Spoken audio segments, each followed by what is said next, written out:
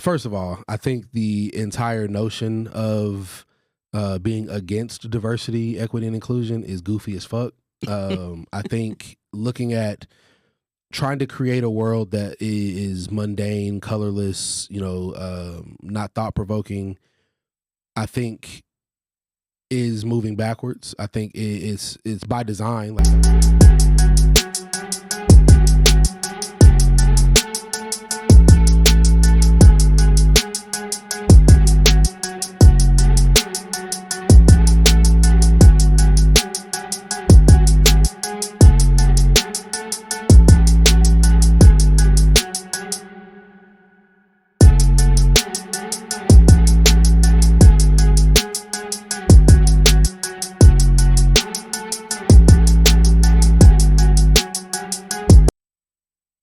Today, we're honored to sit down with Jeremy Biggers, the award-winning Dallas artist, painter, muralist, and filmmaker, widely known as Dallas' hardest-working multi-hyphenate. Is that right? Yeah, that's right.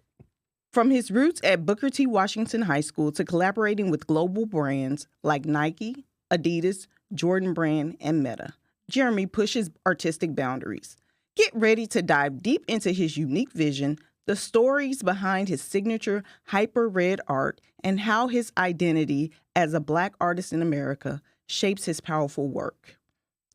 Don't miss this inspiring conversation with one of today's most respected creators. Go ahead and hit the subscribe button, and if you're interested in being a sponsor, go to www.makingblackhistorytoday.com. Also, don't forget to like and share, and we would love to hear your comments.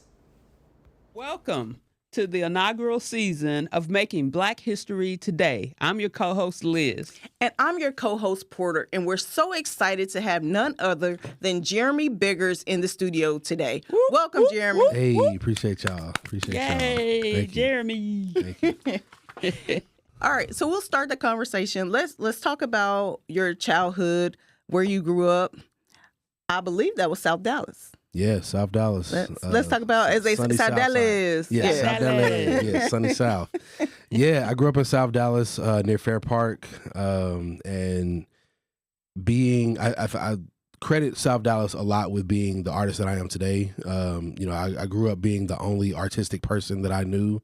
All the kids would basically gather around me while everybody else was running around, jumping out of swings, doing backflips, doing all. I was sitting in a corner, like drawing, and I had always had a folder of drawings that I had on me, and so I became part of the day. At some point, people would be like, "All right, what are you over here working on? What are you drawing?" And so I became like an attraction at the community centers and at wherever I was, whether it was at church, whether it was at school. I was always drawing, always doing stuff, and so having all my peers put that battery in my back at such a young age, I think is something that stuck with me. And is, I always joke that being an artist, an adult artist, is the exact same as being a kid artist. It's just when we're kids, we like to hang our work on the fridge and show it off, and everybody comes over. It's just now that you're an adult, the fridges are a lot bigger, they're a lot nicer, and you're still doing the same thing. Like, you're just making stuff and just like, hey, check out what I made. Come over here and look at it. And so I credit South Dallas with, like, I didn't see a lot of high quality artwork in, the streets, like as far as murals.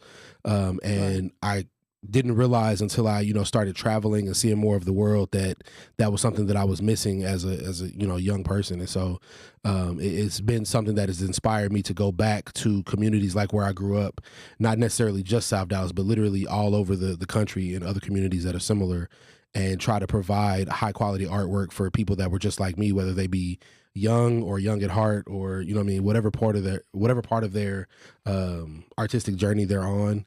I wanted them to be able to go in and see artwork, because a lot of times people that look like us, we don't feel welcomed in quote unquote prestigious spaces. We don't feel welcome in the galleries. We don't feel welcomed in museums. And if we do see ourselves in the work that we see in the museums, it's through some sort of lens of trauma, or some sort of lens of something that is not really us just existing. And so I wanted to bring high quality artwork to the people who would otherwise not leave their block, because there's people I grew up with that have never left South Dallas, that they've been there their whole lives. They never, you know, they would be born and die in South Dallas. And so I wanted to bring artwork to those types of people, so they can see like, yo, you can get up on this. There's not a docent standing over your shoulder telling you you're too close. You got to back up. Like if they want to go up to it, touch it, you know, take pictures with it, shoot music videos in front of it. Like they can use the work however they see fit. And if it helps their art career, if it helps their music video, like, you know, whatever that may be, it is something that I think, like I said, I credit South Dallas a lot with being who I am today, for sure. So what was your family dynamic like growing up in South Dallas? Can you give us some insight there? Yeah, for sure. So we grew up, I guess upper middle class, and like even though we were in South Dallas, we like, you know, we never missed any toys at Christmas, or we never like. So we have a unique perspective of like, we grew up in the hood, like we were for real in the hood. Like all our friends were like in the hood. But we weren't necessarily struggling like some of our peers, financially, or at least my parents didn't, you know, let it be known to us that we were struggling financially like that. So, you know, I grew up in a 2-parent household. Both parents, you know, never got divorced. It was, it's like, of course you're going to go out there and move through the world with the confidence of like, yo, if the people closest to me that made me have my back, who am I to let them down? Who am I to say, you know, I'm not worthy of XYZ, because they've always poured into us, like, you know, me and all my siblings, to support us in any way. And like for me, it was artistically, it was playing basketball, playing sports. For my siblings, it was the same thing. Like my brother, he went to Booker T as well, for theater. So they were pouring in, like coming to rehearsals, going to plays. My sisters ran track, played basketball, like, and all 4 of us were at basically 3 different schools. And so they were, you know, one car carting us around to practices and rehearsals and exhibitions and doing all this stuff with one vehicle, as well as, you know, going to work themselves and, you know, picking us up from school. And so it was like, it definitely was a loving, nurturing household that I cherish. And even with my own family now, with my wife and my daughter, is something that, you know, I'm trying to replicate the things that my parents, and obviously we had things that, you know, all families go through, but being able to give my daughter a loving home and make sure, you know, no matter what we're going through, you know, whether it be financially, whether it be whatever, that she knows she lives in a loving household, and protecting that peace at all costs. I want to add this to just that narrative quickly. Being a native son of Dallas, where does the inspiration for your art, your artistry, your expression of art, I mean, you have a multitude of platforms. Where does the inspiration come from or through?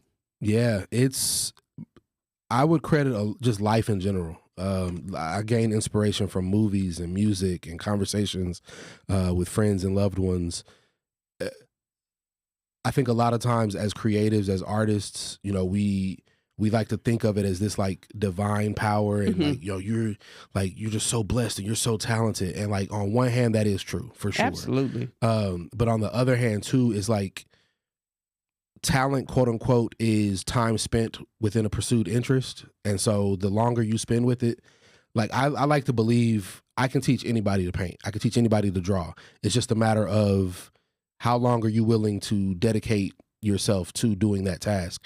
Malcolm Gladwell has a quote in Outliers, the 10,000 hour rule. Like if you're willing to put 10,000 hours into any given task, you guarantee yourself success, or being an expert in that field. And I truly believe that in my heart of hearts. And so I don't really separate the artistry or me being a creative from me being a person. Like I see it all as one inclusive thing. Like me living life is what inspires my work. And so like, you know, maybe it's a conversation that I've had with a friend. Maybe it's, you know, the civil unrest that's happening in the world, like whatever it is, conversations that aren't being had or narratives that aren't being expressed in a way. I see it as my responsibility to kind of bring light to it in the way that I know how, which is, you know, doing it through art and through paintings. And so, like I said, I don't like to separate being an artist from being a person. Like, yeah, it's definitely, my inspiration is drawn just from being a person and living human experiences. So you talked about Malcolm Gladwell and the book Outlier. What's the last book you read? Oh man. What was the last book I read? Shit. It was hold please. I gotta look this up. It's gonna kill me if I don't know the name of it. It was about the fire, because I did a series based on James Baldwin's quote, to be a black man in America or to be a Negro in this country and relatively conscious is to be in a constant state of rage. Is that the combustible That's the combustible series, yeah. And so when I started painting the combustible series, one of my friends was like, yo, have you read this book? Like, is this series based on this book? Right. And I was like, no, it's not. And so they recommended that book. I read it that night. And yeah, I literally, like, it was such a quick read. I read it all that night, and I do not remember the name of the book because it was to be a Negro in this country. The Fire Next Time. It was called The Fire Next Time. Mm-hmm. So yeah, it's James Baldwin, The Fire Next Time. And so, like I said, I typically use it as, if this can inform and make my process easier, or connect some dots that maybe I just don't have, or if I'm trying to figure out a concept, being able to connect the dots through, one or two or three words, or passages or whatever through books is definitely an avenue. But also watching YouTube videos. Like I don't watch a lot of TV, but I will sit and watch YouTube for hours of just other people painting. And like, I used to joke, when YouTube really started taking off and a lot of people were kind of criticizing the kids, like, yo, my kids just want to sit and watch other kids open toys all the time or play with toys on YouTube. And I was like, I mean, that's kind of what we do as adults too, though. Like, we're watching Cooking Network shows. We're watching like HGTV. We're watching the things that interest us. We're watching other people do it because we're not up. It makes us feel like we're doing it, even though we're not the one doing it. And so I do the same thing with painters. I get on YouTube and just watch people paint. And they're like, as much as I am moving towards mastering my own craft, I'll still learn something every single day that I see somebody do that I'm like, oh, wait, I've never tried that. Maybe I should do this and I should do that. So like I said, I treat books and just, like I said, movies and music and just hanging out with the homies. Like, I treat all of those things the same way. Kind of how comedians like are always looking for the funny and the mundane things that happen. Correct. I'm doing the same thing with being a painter and being a creative. Is, what's a conversation that I keep replaying in my head? What's a sentiment that I can't shake? Like, what is this thing that we're all experiencing universally right now? Or what is the thing that I have a unique perspective to speak on? And I try my best to be thoughtful and make those things come to life so that other people can kind of see my vision and see the things that, or at least from the perspective that I see them in. Like, you don't have to necessarily agree with it, but you can at least be, have a window into my thought process in my head. So all of your work is intentional. Oh, absolutely. Okay. Yeah, absolutely. I spent a lot of time in my career, man, I don't even know how long, but I would say a few, maybe 10, 15 years, the first 15 years of my career, where I was trying to become the best painter I could be, like technically sound painter I could be, because I had the belief that, if I can be the coldest painter there is, like if I could just be so nice that it's undeniable, I'll start getting these gallery opportunities. I'll start getting these museum opportunities. And so I was just painting any and everything. Like, I would wake up in the morning and be like, yo, that sriracha bottle, the half empty sriracha bottle looks like it would be challenging to paint. I'm gonna paint that. Or this, I think it would be challenging to paint a 40 ounce in a crumpled paper bag. Like I would go buy a 40 ounce, crumple the bag, take the photo, and paint it. And so I was just waking up every single day, picking something and painting that every day. I love it. And then it got to a point where I was like, yo, if you were to die tomorrow, like, would you want this body of work to be your legacy? Like, you have so many things that you want to say, so much, things that you feel are important that need to be said. Would you want your legacy to be just random shit around the house? Right. And so I was like, nah, I wouldn't want that. That would be devastating if that was my legacy. And so from that point on, then it became a lot more intentional. I took like 2 years off of painting. It might have been like a year and a half, but I was spending so much time trying to perfect my craft and get good at it that I wasn't working on the conceptual side of it. I was only working on the technical ability side. And so I took a year and a half off to basically force myself to not paint, and really just think and work through, what are the concepts that you've been dealing with since you were a kid? What are the things that are important to you now that were the same, that could be the same things that you're dealing with 50 years from now? Then it became, I started shifting my work more to, I don't feel like I see enough of us in these galleries, in these museums, and it be something that is, or even in the mural space. I make it a point to show us being regular folks and just existing, because a lot of times, if we paint, a thing that happens in the art world especially, but it happens in a lot of different spaces, but people, I made a concerted effort to only paint Black people, because I wanted to kind of tip the scales back the other direction of like, we don't see us in these spaces. And when I was a kid, I wanted to go into a museum or a gallery and see like, oh, that person looks like me, or looks like my uncle, or looks like my cousin, or looks like my mom, or whoever. I cherished and craved those moments. And so I wanted to basically be that for my own work. Like, can I create a body of work that allows people to see themselves in the work, whether it's a portrait of them physically, right, or somebody that looks like one of their loved ones. And it became a concerted effort to do that. And since then, I've been able to be more authentic and honest in the work that I was creating, because I wasn't making work anymore for, what I think people want to see. It was me creating work that I felt needed to exist and that I wanted to see. How did your time at Booker T. Washington School of the Arts here in Dallas impact the artist you are today? Yeah, it was a huge impact. Being, like I said before, being the only artist I knew, for the first however many years of life, 12, 13 years of life, it made me feel like I was that dude. Like, I was like, yo, I'm nice. Like, you can't fuck with me. I'm cold and a bitch. And then I got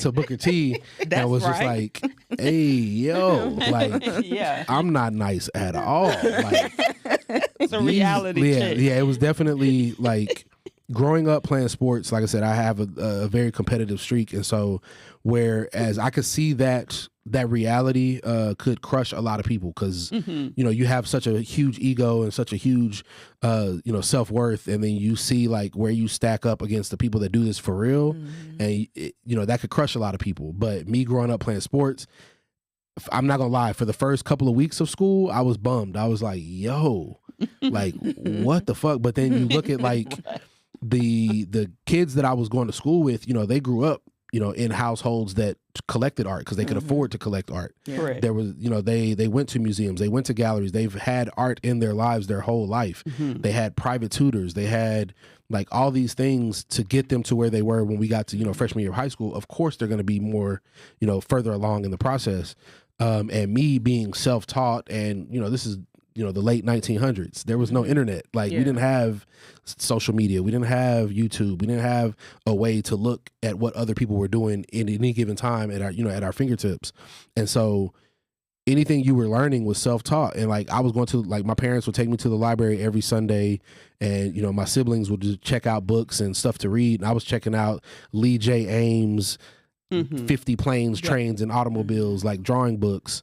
And that was what I was checking out from the library, so I could learn to, like, I figured, if I can broaden my ability and draw and paint every single thing that I see, then it would help me be a better artist and more well-rounded artist. And so I saw it as a challenge, like, okay, well, they're here now, but we're both at the same school. Like, we're both here. So I'm worthy of being in this bitch. So if I'm here, because I'm about to kill the guy. I'm about to punish y'all. Like, I'm about to do what I got to do to get to your level, and then I'm going to surpass your level. And so doing that, it took me a while, but like I said, it definitely gave me the ability to kind of never have like imposter syndrome, because it was always just like all right, bro, we in the same room, we're in the same building, we are going to the same school, we both got accepted, and you quote unquote have this pedigree and resume that I don't have, but all the things that quote unquote I should be, feeling less than, I never did. I always just like, all right, bet, let's, game on, let's make this happen, let's figure it out. And so, like I said, I credit it, and even then, like some of my closest friendships at the time was, just other artists at the school, because being in a art school, every single person there is an artist. They all think creatively. It's not like, even though, a lot of people think we go to an art school, we don't take normal, classes. We still had history. We still had math. We still had science. But even in those courses, being in a room with other creatives, it makes you think about even those subjects more creatively, and you start looking at it from a different perspective. I got a whole litany of questions for you. Topic specific. I wanted to ask you, with today's notion and everything that's going on in the political climate, where art is being affected through the concept of what we're saying DEI, having a great impact, and endowments being pulled, and all of these challenges now to get back to the root of non-specific art that doesn't spark or spike anyone. Right. In other words, removing the colorism of art. What is your thought about that as a challenge? What are the challenges it presents to your art forms? Because I'm looking at your art forms, and many of the things that you paint, that you draw, that you were involved in, is a lens that directly crosses over into this DEI path. Yeah. And for those of you who don't know what DEI is, diversity, equity, and inclusion, and the challenges to that platform today. Right. Yeah. I think, first of all, I think the entire notion of being against diversity, equity, and inclusion is goofy as fuck. I think looking at trying to create a world that is mundane, colorless, not thought-provoking, I think is moving backwards. I think it's by design. Like, that's what they want, is to move backwards. And so I think it's my responsibility. Like, yes, there have been endowments pulled. Yes, there have been, opportunities taken off the table and funding removed and all these other things. But I don't think it's a uniquely, contemporary expression or a uniquely contemporary idea. I think arts are always the first thing that they pull funding from, because the art world does a very, depending on what side of the coin you want to look at, they either do a really great job of keeping people out, or they do a really terrible job of making people feel included and wanted. And so, because the art world is so exclusive and purposefully trying to not make it accessible to everyone, a lot of people don't have an understanding of how important art is. And they feel like, when I go into a museum, when I go into a gallery, they see the works as like, my kindergartner could have made that, or they don't respect it for what it truly is and what it can do. And so a lot of people see it as an expendable thing to get rid of. And so that's always the first, art is always going to be the first thing when the funding is getting tight, where they're like, yo, we can cut the funding here. We can cut the funding to the music programs. We can and I would argue the arts are probably more important than a lot of the other stuff that we are funding, because it is a way for people to express themselves. But in that same vein, they don't want people to have conversations, because they want to keep us in a position of, we're so stuck in the rat race and worried about the everyday mundane 9-to-5 grind that we're not actively thinking about, like, yo, what are we signing up for? What are we agreeing to? And so I think as artists, as creatives, it's our responsibility right now, especially, to just be as authentic and honest with the moment as possible, and tell our side of the story, speak to the experience, because, that's the thing that we're going to look at in history books from years from now. That's the things that we're going to look at. Like, even if it's just the photography to document the, unrest in the streets and the protests Correct. and the other stuff, like that's still an art form. Like one of my biggest things, anytime I speak to kids or people who aren't in the art realm, I always try to challenge what they see as art, because we always see art as the paint and the paintings that end up in the galleries and end up in the museums.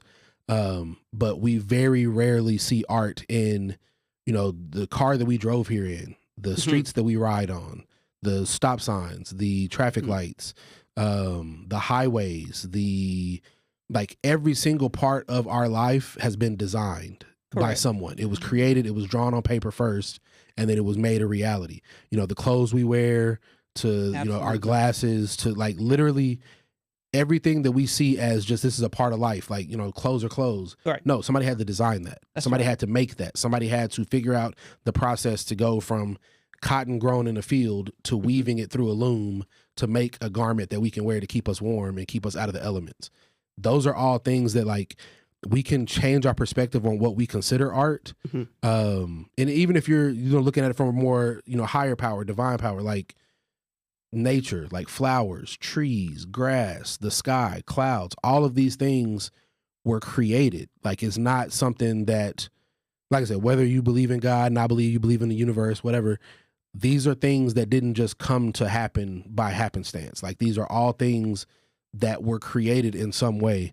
And so changing our perspective on thinking that art is just paintings or just sculptures or just, I always liken it to the game of basketball and the game of football. Both of those words have the word ball in them. They're completely different sports. And a lot of times when we looking, people that aren't in the art world, they feel like they aren't welcome or they feel like they can't enjoy art because they don't understand it, quote unquote. I think you can pick something that you are passionate about, pick something that you do love, and there's art involved in it. And so you don't have to love all sports to be a sports fan. That's right. You just have to be a fan of your team and your sport. And I think we could do a better job as a society of like making people understand, like, even if you're a sports person, you don't want to do anything with art. You don't care about art. You don't see, there's still creativity involved. If like you're a basketball fan, like there's, you're creating something on the fly. It's like, it's movement through space. And that's the same thing as dancing. That's the same thing as like all of these things, you're being creative on the fly. You're improvising. Like basketball, the reason I love basketball so much is it's jazz, but in physical form. Like if dance was, a form of jazz, I think that's what, basketball is because you're thinking on the fly, seeing what other people are going to do, reacting to what they're going to do, and seeing that before it happens. And then they might see the same thing and they react. And so now you got to change it up and like do all these things in like a split second.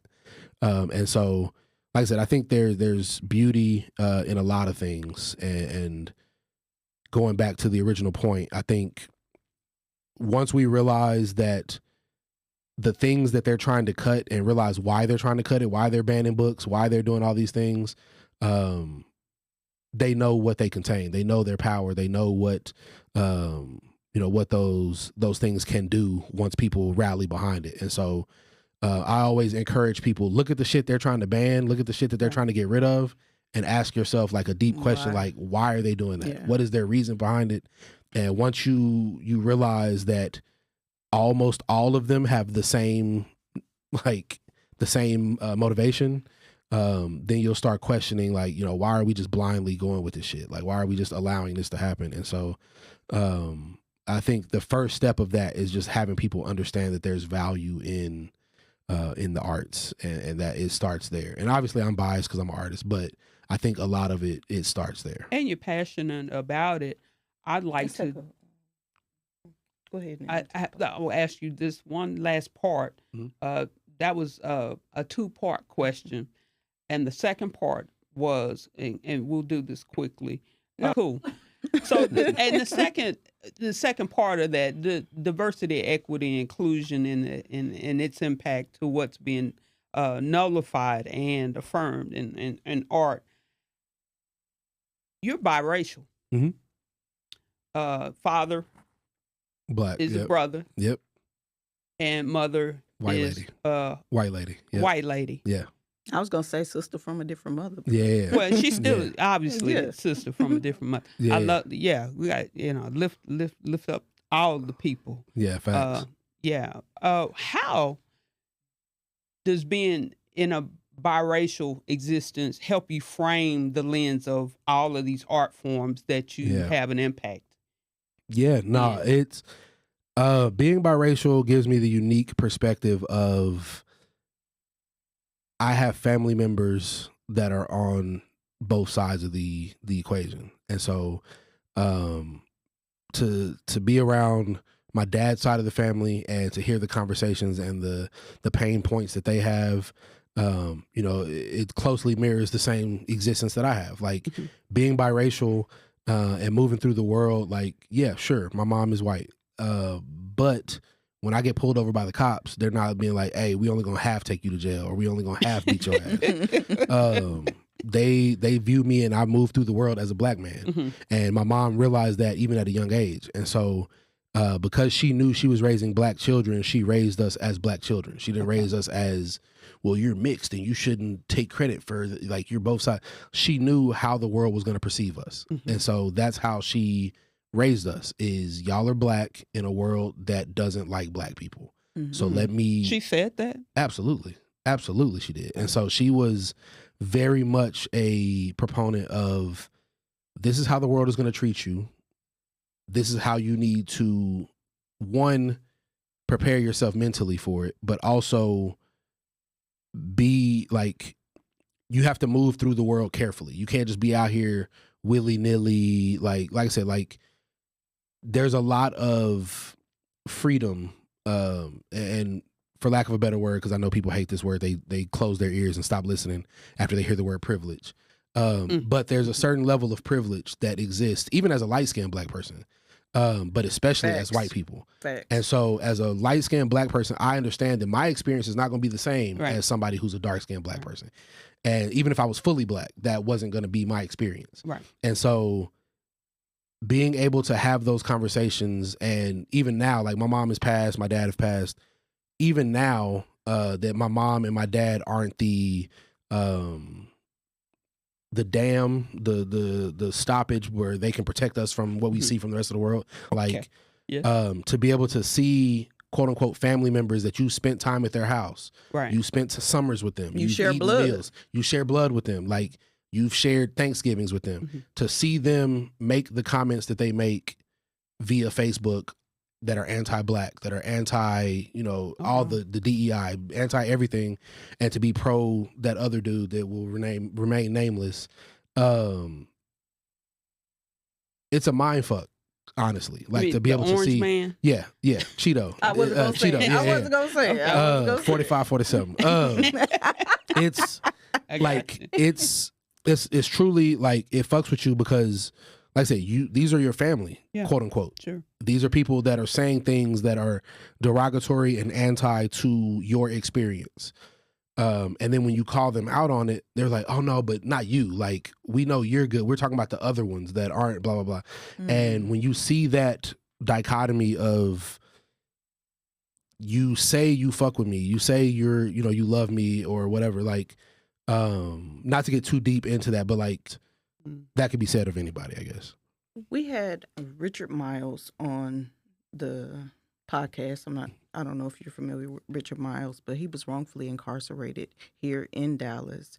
And you're from Dallas. You've done murals and collaborations in Dallas. How do you feel like the Dallas community has treated you or embraced you with your art? Man, it's been amazing. I think it's been humbling to have, the support that I get, and like, it's been love. It's been nothing but love. Since I started, like, everybody sees me as the hometown hero. Everybody like it's so much love. Everybody embraces it. I try my damnedest, like, even to piggyback on that last point, like, it sounds way more combative than even I intended to be. I really be trying to just, like, be respectful show love show love to everybody, and to try to like stay out the way, basically. Like I just do what I do. I go to the house, I go to the studio, I go to the house. I'm not trying to be in your way. I'm just out here like, existing. And so I think because of that, like I said, a lot of people, they know like I'm not out here causing issues. I'm not out here causing trouble. I'm not, I'm the best artist in the city. Fuck the rest of y'all artists, y'all blah, blah. Like that's just not how I move. Like I'm always been a very supportive, anybody, young artists that hit me up and they're like, yo, I've been wanting to do this, XYZ, I've been wanting to get into this. They know I'm going to give them a straightforward answer. I'm going to give them an authentic, real answer. Because I grew up not having mentors artistically. And so I tried to be who I needed when I was 12. When I was starting this out, when I was falling in love with the craft, when I was doing all this, like I try to be that for other folks. And so, like I said, it's been nothing but love. Like it's been extremely fortunate. I've been extremely blessed that like I said, everybody that I've encountered just wants to see me thrive. And so, it's not lost on me that's my reality. And so I try to be, a good steward of that much trust that people give me. What responsibility do you feel like you carry as a Black creative in America? Yeah, it's tough. But it definitely is a responsibility. I see it as going back to my point of when I made a conscious effort to paint Black people, and Black people existing, and just that's an important designation, because a lot of times if I paint a mural or if I paint a body of work at the studio, a lot of people will ask me like, who is this? Is this a rapper? Is this an athlete? Is this a whatever? And when I tell them, no, this is just a regular person, this is just a friend of mine, this is whatever, a lot of people are taken aback by it, especially when I paint them in murals. Because they see, especially public art, they see it as this is an advertisement, this is something that is promoting something that's coming. And so when they find out I'm painting a portrait of someone that's just a person existing or a person that I know, they can't wrap their head around it. Like, why? Like, but why? Like, why are you painting this person? Like, I don't understand why that's a thing. And so, it's something that's been important to me to be able to include that part of us just existing. And, if like I said, when I'm shooting my references for my paintings, somebody might have their phone in their pocket. They might have an Apple Watch on. They might have something that will designate that this is the era that this painting was made. And they're always like, oh man, I should have took my phone out of my pocket. You can see the outline of my phone in my pocket in the painting. And I was like, I kind of like that. I'm a little bit of a documentarian in the sense of like a timestamp. Right. And like, I want to be able to look back 10 or 5, 10, 15 years from now and look at some of the paintings kind of in the same vein of like a Barkley Hendricks or a Kehinde Wiley or even Chuck Close, other portrait artists that I always looked up to. I want to be able to see that era based on the paintings. And I want us to look back and be like, man, why the fuck were we wearing that? That shit was trash. I want that to be part of the story too, because that is like, these people existed, and I want regular people. Like, you don't have to be aristocratic. You don't have to be this, super rich, super well off, or royalty to have a portrait made of you. I want regular people to see what that feels like. And so I paint regular people that I know that just look cool, that I'm like, yo, you would make a dope painting, or I have a concept for this that I want to do that I think you'd be perfect for. Being able to include them in that process, and them to see themselves in a gallery space, it's different when like, because I shoot my own references, they come in, they know they're getting photos taken that's going to be a painting at some point. But to walk into a gallery, because I don't show them the painting through the process. Oh, okay. I'll paint it completely. Their first time seeing it is when they walk into the gallery. On the wall, larger than life size, everybody in the building is basically looking at that painting of you. Right. It gives the viewer, it gives the person that I'm painting, it gives them the ability to have the same feeling that those people are there to see them. And so a lot of people don't feel worthy of that. A lot of people don't feel like that's something that they should get or that they ever would get. And so being able to give people that experience is something that's also important. Like, as much as the painting itself is important, being able to give regular people the ability to see themselves as worthy. Even my wife, like, I did a portrait of my wife last year, and we share a studio, so she knew. Obviously, I told her I was going to do a painting of her. We shot the photos. She, we work out of the same studio. So she knew the painting was there. She knew it was coming. She knew all the things. But when I started the painting, I tried to make it a point, because obviously I wasn't going to be able to hide the painting from her until it was finished. So the day I started the painting, I made sure I finished enough of it that she would get the same impact.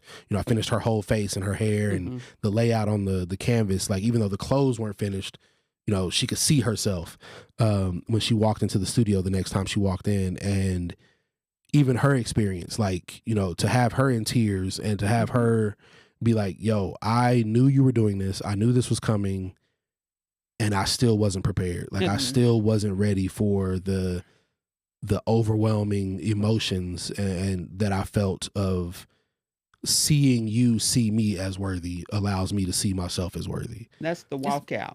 Yeah. That you're speaking to.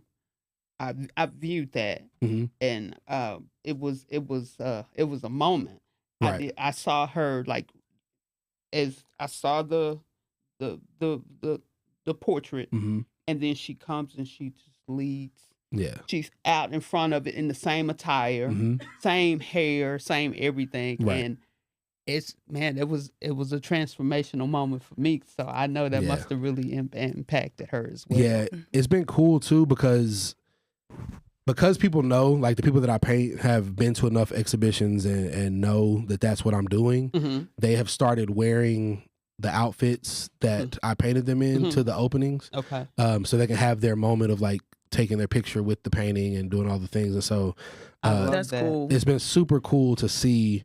Like, I did a 2021. I did a show at Dacia Board Gallery, and we went to that show. So like everybody that I painted came to the closing, and they all wore their outfits. And so to be able to see, people are seeing people walk through that they saw the painting, but they didn't see the person, and then they see the person, they're like, wait, that's you, and like giving them that moment of feeling like a celebrity. Like, people are there to see them, let me take a picture of you with the painting. And like I said, giving people that opportunity and giving people that moment is something that I really enjoy about my process. Speaking of regular people that you've done pieces on, my current favorite is Reggie Miller. And I say regular people because he don't have a ring. Right. I love that one.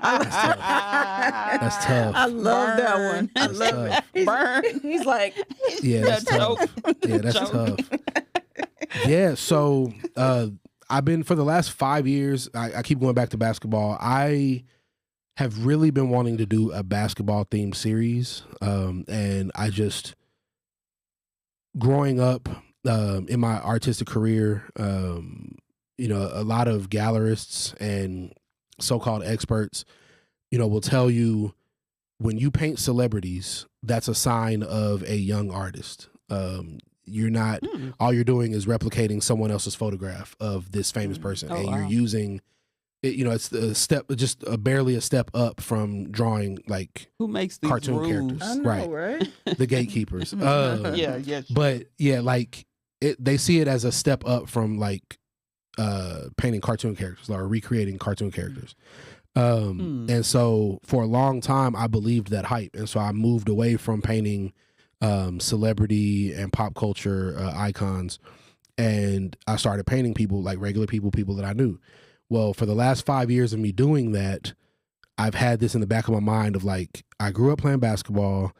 I really want to do a basketball themed series. Like, I want to do something that I would have loved as 12-year-old me, 14-year-old me, and being able to see these favorite moments from when I was 12 and 13, 14 years old in painting form and larger than life.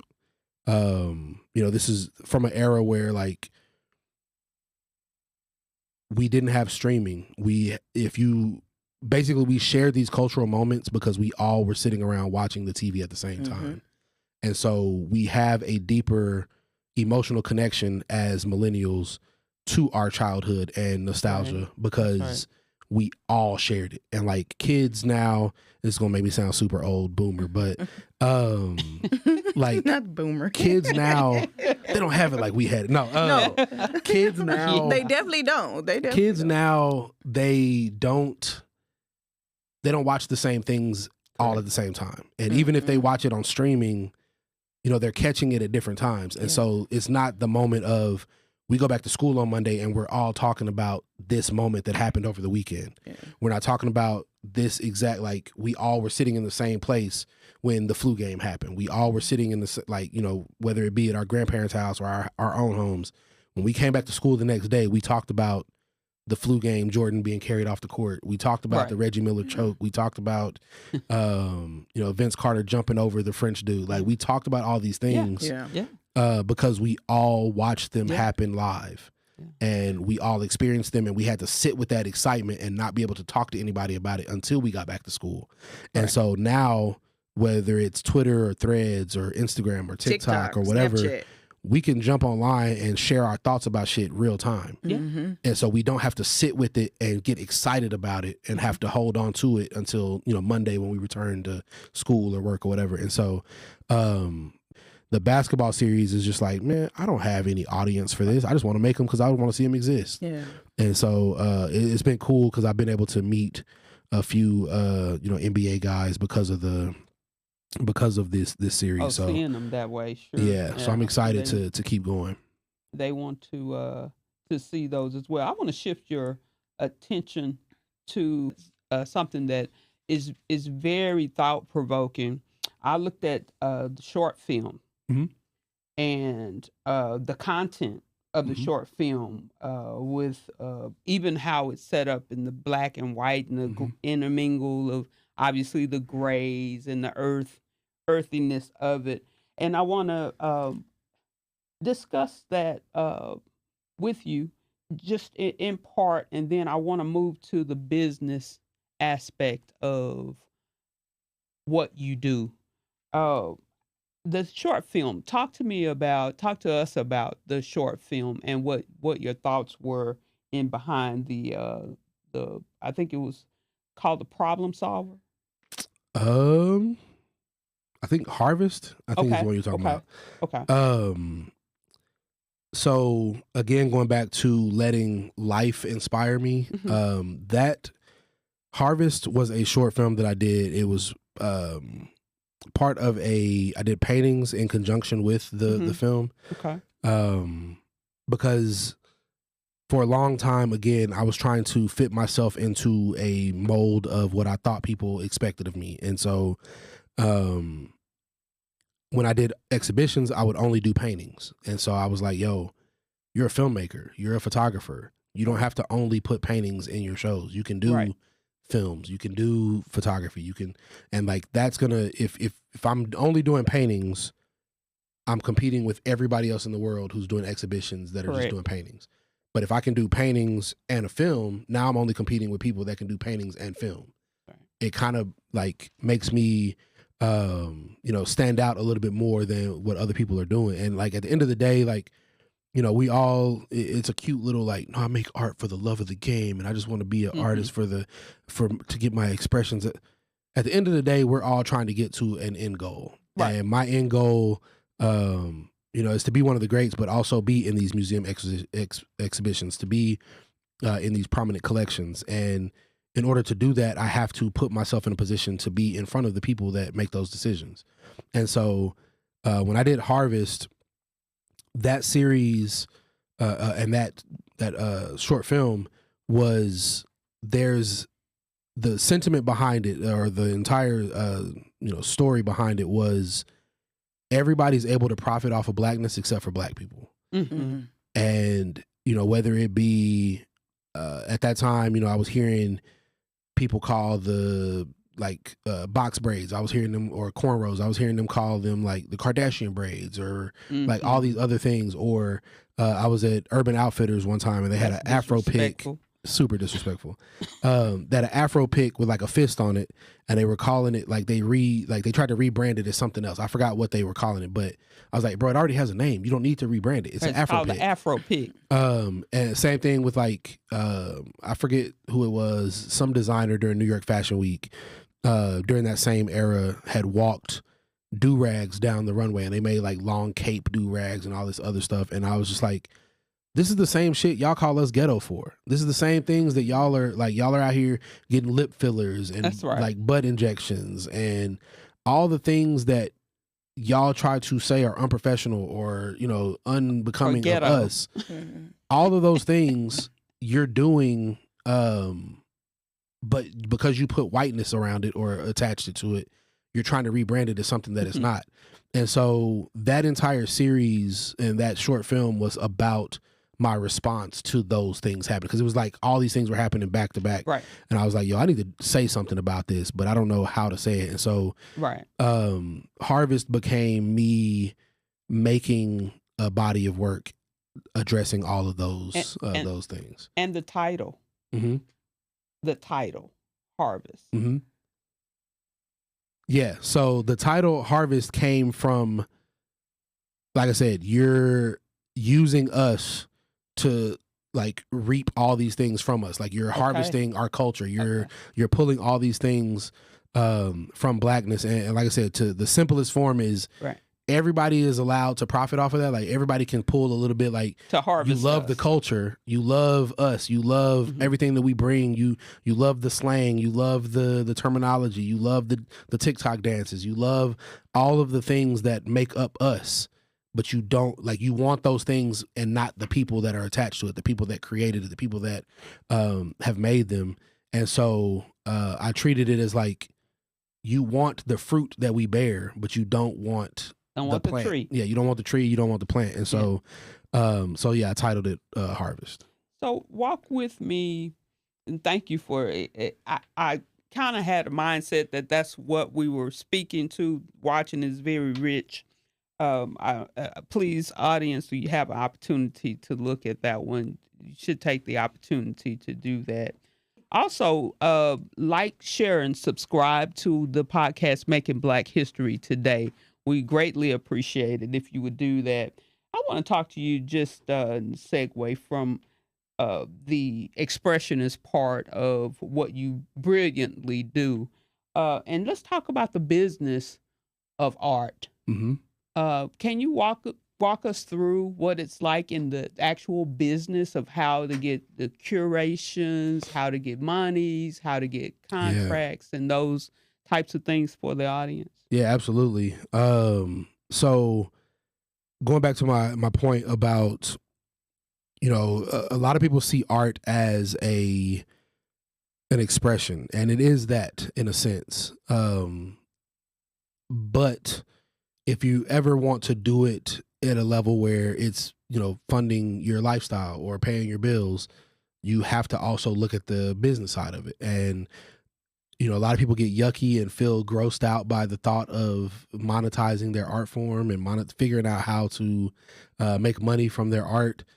And the reality of it is, it's something that is necessary, again, if that's what you want to do for a living. And so you got to take everything seriously. You got to look at it.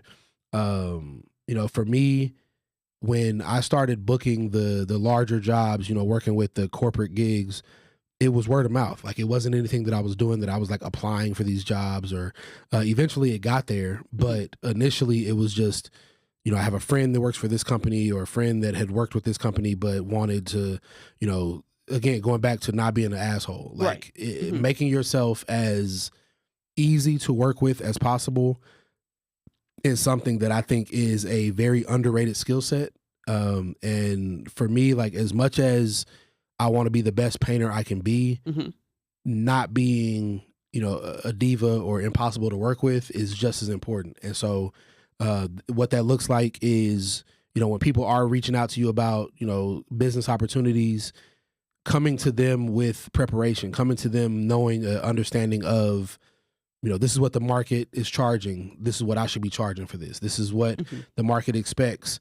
You know, even if it's something as simple as responding to your emails in a timely manner, even if it's something as simple as, like, I think all of those things put you in a position where people are like, all right, this person may be more talented, but this person is easier to work with, and I can spend, if we're going to be on set for 8 hours at a time, Right. I'd much rather go with this less talented person that's easier to work with than this person that's more talented, but is kind of a asshole. diva. Yeah. And so making yourself just as available as possible, I think is a huge part of it. I think a lot of people see, you know, the Nikes, the McDonald's, the whoever, they see that as the you know, the end goal. Like, yo, if I can get to that level, like I've made it. The reality, and I thought that same thing until I started working with these brands. Mm-hmm. And the reality of it is, whether you're working with a Nike or a mom and pop, you know, shoe store in your neighborhood or a restaurant in your neighborhood, like, it's the exact, like, it's people at the end of the day. You're working with people, and they might work for a different entity or a bigger time entity. Right. The only thing I've experienced that's a difference is, like, the people over here are going to pay you, like the mom and pop shop are going to pay you in a quicker timeline versus the net 30s, the net 45s, net 90s, whatever. So it's the exact same, you know, how you treat anyone is how you treat everyone. And so you got to be respectful of every single person that you meet. Like, like I said, just don't be an asshole. Don't be out here treating people like, oh, this is the decision maker, I'm going to treat them with respect and reverence, but then everybody else I'm going to treat like shit. And so for me, I always try to make sure, like, you know, I'm going to speak to everybody when I walk in a room. That's what I was taught. Like, you speak to people when you walk in a room. You know, introduce yourself. Those are all things that go a long way when it comes to business, because I keep reiterating it, but a lot of business is cultivating relationships. And the more people you know, and the more people that know you, the more people that like you, not to say you got to be a people pleaser, not to say you got to go out of your way to be something you're not, but definitely, you know, part of the business is those things, but also consistency and giving them confidence in hiring you. And what does that look like? That looks like, I've been seeing a quote on TikTok lately that was like, if you knew you were 100 failures away from a success or 20 failures away from blowing up and whatever, like, how quickly would you try to achieve those things and, like, run through those failures to get to that success? And so I treat it the same way. Like, I'm never scared to experiment and try stuff. And if it doesn't work, cool. But also, because I'm so attentive to you know, just listening to the world around me and just, like, life in general, I don't see it as a failure. I see it as it didn't work yet. Right. And so I will go out and, like, I'll try a painting or a style or a paint, and, like, some of them will be successful, some of them will not be successful, but there might be something that I learn that informs what the next successful thing is along the way. And so the way I always equate that is, like, if you're walking through a building and you get on the elevator and you go up to the roof and you go across a bridge, like a skywalk, to the next building that doesn't have a door out front, I would have never gotten to that next building because I never went through that first door to try to get up to the roof. And so I kind of see that as the same way of, like, you have to go through these, and maybe you get to the roof and the door is locked. You can't get in through there. So now you got to go back down, go into another building, go do it all again. And so I kind of treat, like, my projects and series and all that the same way. Like, I might learn something that will teach me. It's like a video game, like anything else. Like, you'll get XP. The more you play it, the more XP you get. And there might be something that you gain over here from this project or on top of this building that is the tool that you needed to go unlock. And so along the way, you'll pick up other tools and things that will connect the dots. So I try to keep my old sketchbooks and keep old paintings and, you know, because, like I said, I will have lived enough life that now I understand, oh, the thing that I was missing from that is this. I needed this life experience to be able to connect those dots. And beautiful. Once you figure that out, then, like I said, I treat it less as failures and more of just like, all right, it ain't worked yet. It might not ever work, but I also am not going to destroy it and get rid of it. Because, like I said, I might see something from over here that I'm like, oh yeah, that shit was ass. Like, that was so terrible. But I did like that color palette. I can pull that color palette into this new project. Or I did like the way I lit the figures on this one. Like, I'm going to take that over here and do this. And so, like I said, it's just certain things that you've learned that you're like, oh, that didn't work last time because this, but this project that led to this project that led to this project, now I can go back and just add this, tweak this one little thing, and now I love, that's my favorite painting I've ever made. And so, like I said, I think it's those are all things that, as much as I hate it, going back to the quote unquote failure, one of the things I learned at my call center day job was I worked 4 to midnight or 3 to midnight, 4 to 1 a.m. And all the higher ups would be gone from the office at 6 p.m. And so the work that I was doing only took me like 2 hours a day. Right. Like if I could really hustle and get it done in 2 hours. And so the other 6 hours of my shift was just sitting at a desk doing nothing. Like I'd be on like YouTube or whatever, like just doing nothing. And so it taught me to sit still for extended periods of time. And so I just started bringing art supplies because I was like, well, shit, if I got to sit at this desk, they're paying me to do this. I can also make paintings that I can sell on my own while sitting at my desk because all the higher ups are out of the office. I'm in this bitch by myself, basically. I mean, it was a call center, so I had the people on the phone, but they were on the phones. I was working the front desk. And so I would just paint or draw or do whatever. And so it allowed me the ability to make a portfolio and the ability to learn to sit my ass down and be still and make the work. And so that's the work ethic that, you know, basically I took from that job. Even though I hated that job, I hated the experience, and I wasn't supposed to be working at a call center, it taught me to sit in the studio by myself in, you know, my own thoughts for hours at a time. And so, like I said, even though I quit that job and most people would see that as a failure, it was definitely something that I took what I needed from it and discarded the rest of it. I love it. So this is the, excuse me. This is the Making Black History Today podcast. What does Making Black History Today mean to you?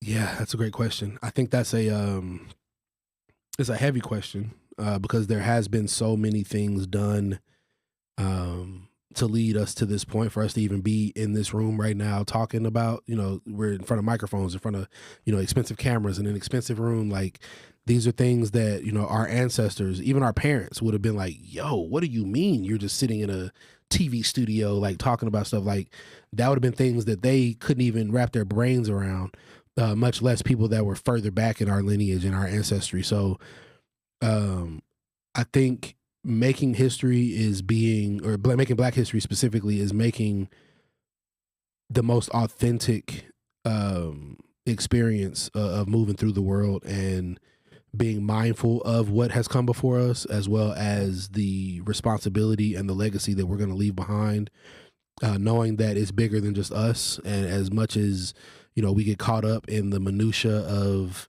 you know, I don't know how I'm going to pay these bills, or I don't know, my parents are sick, or like all the things that deal, you know, that we feel is just the weight of the world on us.